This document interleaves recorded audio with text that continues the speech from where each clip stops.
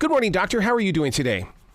I am great. How are you, Errol? Absolutely fantastic. Very excited to talk with you because I see this book as being more than just for couples, but rather businesses, because we've all got to get along. And I think that we have really kind of messed up our way of building a relationship, creating communication, and basically having compassion for each other's lives.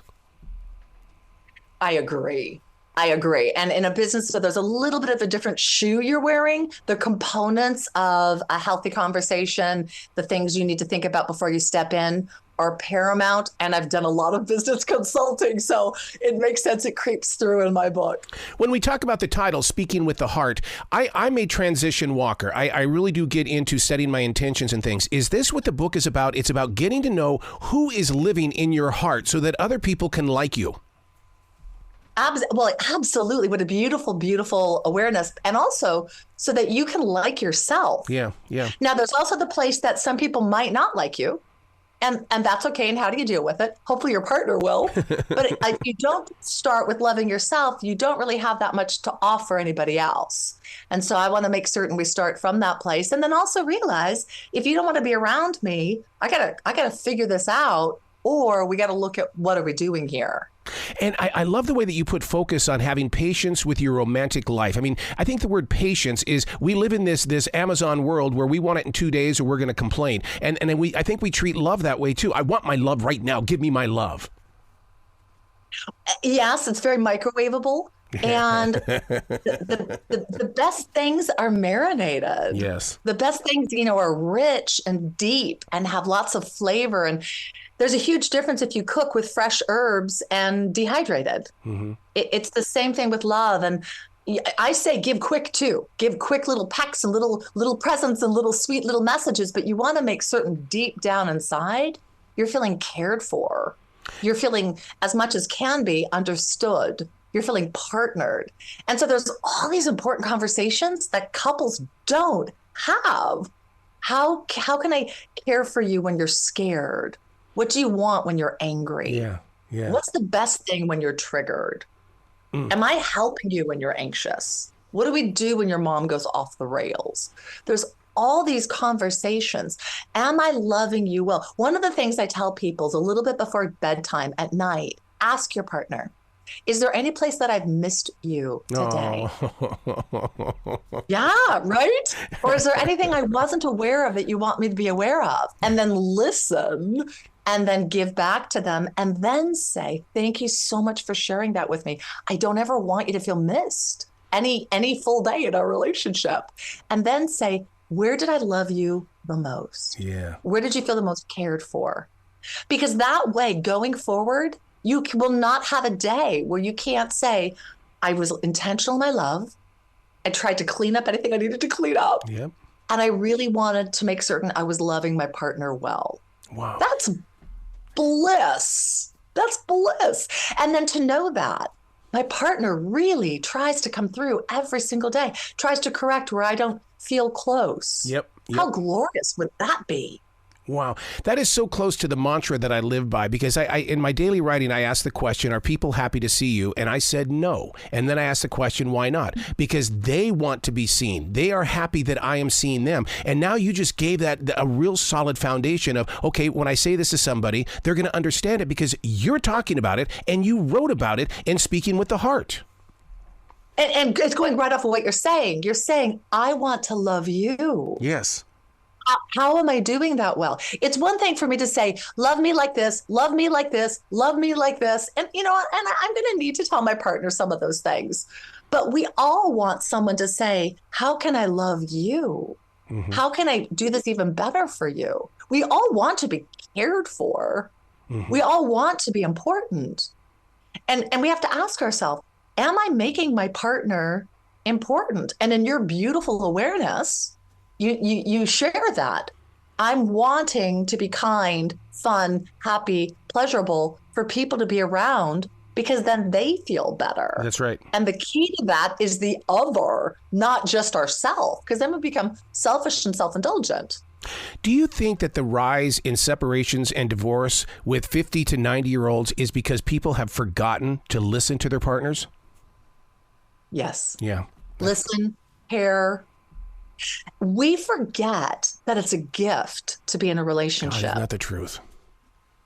I'm a widow, and I'm so grateful that I used to say to my husband, thank you for choosing me. Mm-hmm. Today, thank you for choosing me. I realized it was a choice. And if you think about it, if you want someone to be in your life, why would you not want them to know every single day? Like, I realize you don't have to be here. You're choosing to, even though I can be kind of a jerk, you're still choosing to. I appreciate you.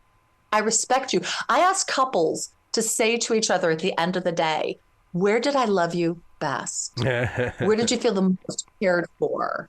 And then say, would you receive a little bit more right now? Will you let yourself receive a little bit more love right now? And people say, well, I don't want to do that. And I think, wait, what? Why would you not want to love the person you're with? And why would you not want to receive love with the person that you're with? Mm-hmm. To me, it's the best part of life. You know where I went wrong in the beginning stages of my 32-year marriage is that I think that I became codependent, and I had to learn how to, because I did not want to be separated from her. I didn't want to go to work. I didn't want to go do things with the guys. I just wanted to be with my best friend. And so I had to deal with being a codependent.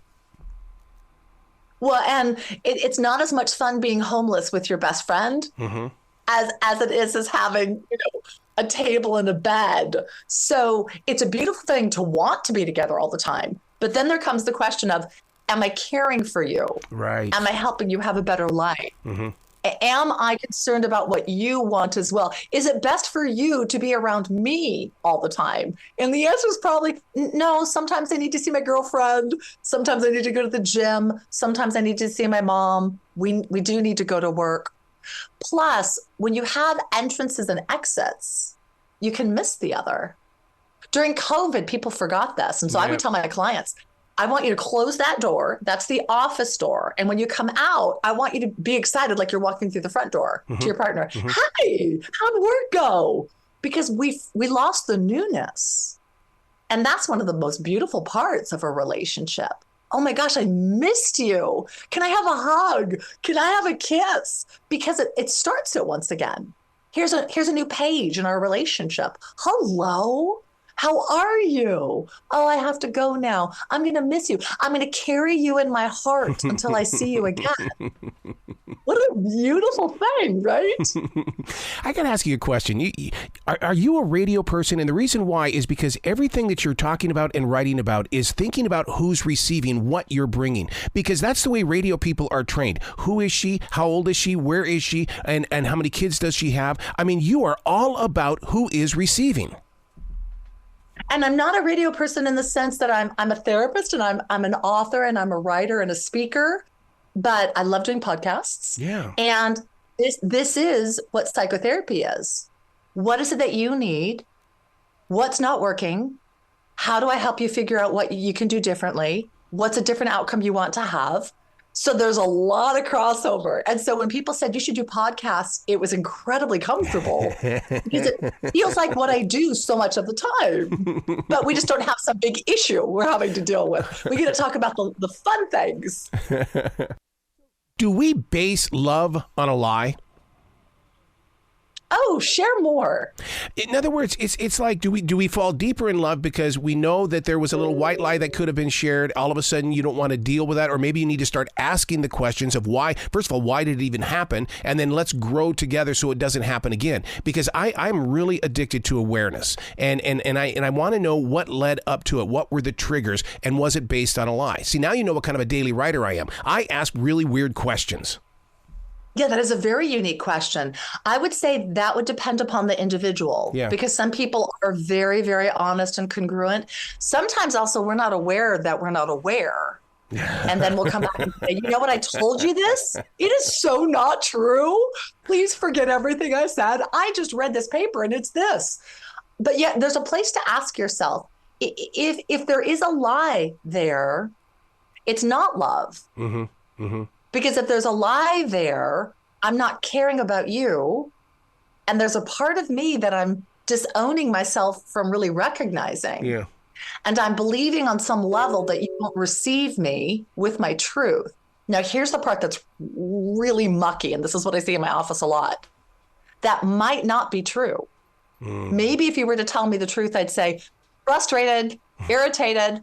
Okay, we got to learn from this. What do we do next? But if you lie to me because you believe I won't accept you, that is now your fear, which the longer you don't say it becomes your belief. And now you start to distrust me. She won't really love me. And I've had no opportunity to prove otherwise. And then you start to believe you're not really loved and you can't really be loved. And I have no idea this is going on.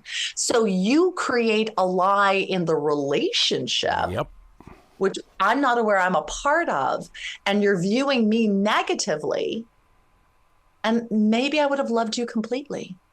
So you rob yourself of truly finding out. Now, it's uncomfortable to share something with someone who's important to you and have them say, I don't like that. I don't accept that. But then you know their truth. And so then you can actually work on, well, then what do we need to do in this situation? Because I do want you in my life. So what do we do about this? Not, I'm going to keep this hidden within myself and I'm not going to share it with you. And this is going to dictate our relationship going forward. So lying isn't loving. Lying is protecting yourself. Yep. That's not love. When you speak of connections and you say changing your connection, that means we've got to disconnect from something, doesn't it? Yes. Yeah. So, and I would say it's probably disconnecting in either a shallow way or in a preconceived idea. In a head. If you go in openly, I want this conversation to go well. What is it that you're wanting as well? I want to make sure you're not going to scream at me and yell at me and blame me. Okay, I agree. I won't do that. What are you wanting? I'm wanting to feel safe with you. Okay, so what do we need to do? Then we start to create what that connection is. And it changes conversation by conversation.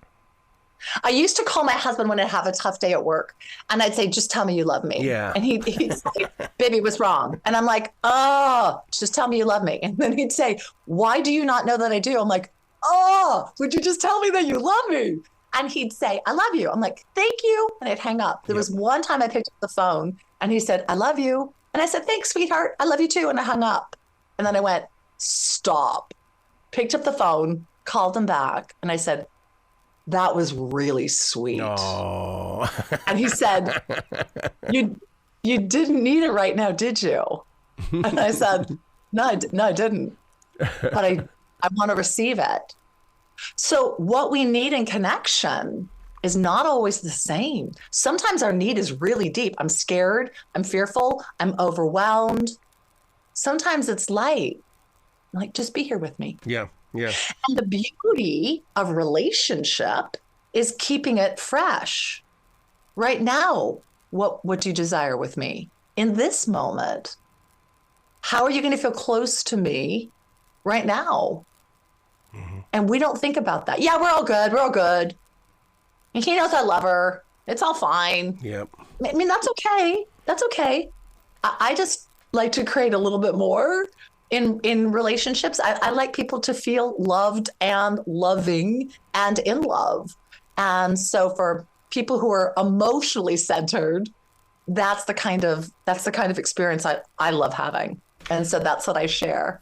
Why is it the older we get that most couples treat their love like religion and politics in the way that we're not going to speak about why we're still in love? We're not going to share the journey of what love is. And it's because I really have to pry it out of couples and stuff, So just tell me the secret. What should I expect now that I've hit year number 30? And guys will kind of laugh and then they look at their wife expecting them to have the answer.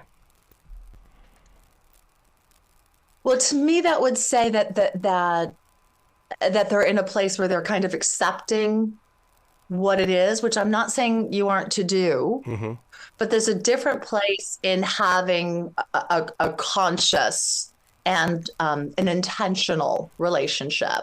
Just because someone's had this experience at 30 doesn't mean someone's going to have that at 30. I remember when my kids were young and everyone talked about terrible twos. And I thought, no way in hell I'm calling it that. I called it the terrific two. I called it the terrific twos. And then everyone said, wait till you get to the teen years. I said, oh, the teen years are going to be like phenomenal. It's going to be a whole lot of energy, but it's going to be phenomenal. So to me, my thought is let it be, because we only have now. So whether I've been married one day or 5,000, I have today. Today is what matters. It doesn't matter if it's year 30 or year 10 or year 5. Today matters. What am I offering today? And if today is incredible, then when I get to year 5, 10, 30, 40, 50, I'm going to say it's amazing. Yeah. I had no idea I could love someone so much. I had no idea I could get through so many problems with somebody so well. But there's the place of, what are you offering? What are you bringing? What are you creating with your partner? Or what a lot of people do is they kind of take each other for granted. It works really well.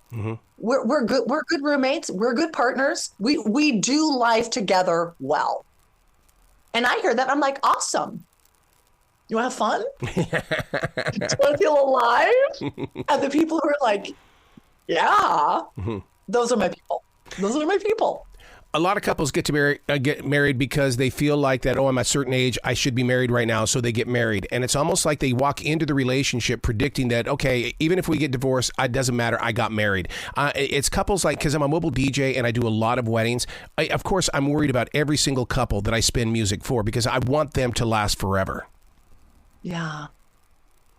What a silly reason to get married. Yeah, but they do. They do. It's such a huge commitment. It's so hard, and it's also so beautiful. I can't imagine. Well, it depends what you want in a marriage. If you want to be married because you want to be married, then good for them.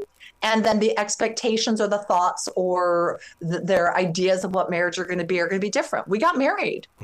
I had a couple that came to me, and they believed it was very honorable to not get divorced. The way they treated each other was horrid. Oh, it was horrid.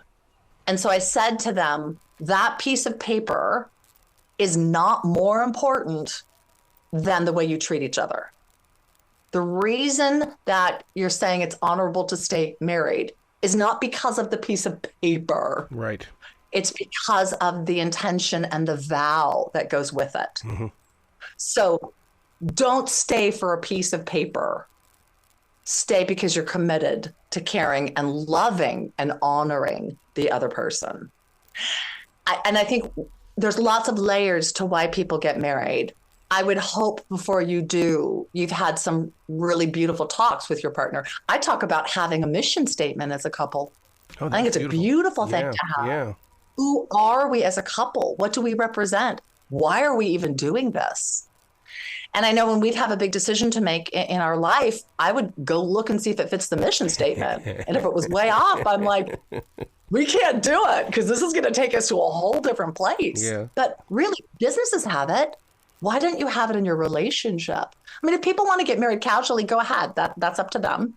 But it's important to understand what it is that you're wanting out of your relationship, what you're wanting to offer your partner, and what that looks like. And to me, those are important conversations. Every month I would sit down with my kids, my husband, and say, okay, let's do a little report card. How are we emotionally? How are we mentally? How are we spiritually? How are we physically? Yep. How are we financially? How are we socially? And we'd look at it. Where are we blowing at? Where are we really good? Yeah. Because if you're not kind of tracking yourself, you're gonna end up somewhere and then say, oh Lord, how did this happen? That's what I hear so much. I woke up and it was just my roommate next to me, and like, yeah, they're my roommate, but and I think, where were you when you laid down your head? Yeah. All those 30 years. Every day is a chance to love. And we want it. So why are we so short-sighted at offering it? It's such a beautiful experience to say, I love you. I had an awareness a couple of months ago. I reached out to my daughter, very close to both of my children. And I said, I realize I'm not receiving your love as deeply as I can.